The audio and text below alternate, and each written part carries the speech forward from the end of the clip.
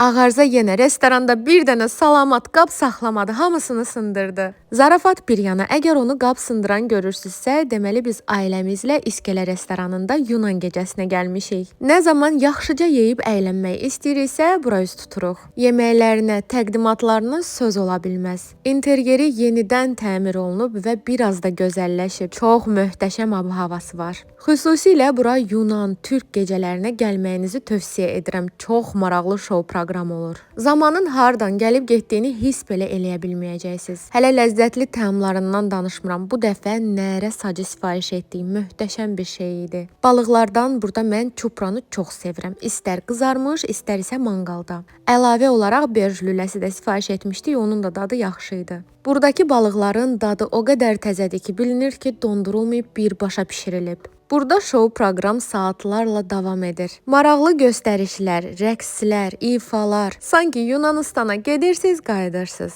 Ən sevdiyim məqam isə zalda olan hər kəsin bir-biri ilə yallı getməsidir. Hər dəfə belə maraqlı gecələrdə olanda ad günü keçirənlər də çox olur. Ona görə özəl günləriniz varsa və yaxud da elə bizim kimi ailənizlə gözəl vaxt keçirtmək istəyirsinizsə, buranı sizə çox tövsiyə edirəm. İskeledə hər gün şou proqram olur və artıq depozit də yoxdur. Sərbəst olaraq menyudan istədiyinizi seçə bilirsiniz. Aşağıda səhifələrini də mütləq qeyd edəcəm.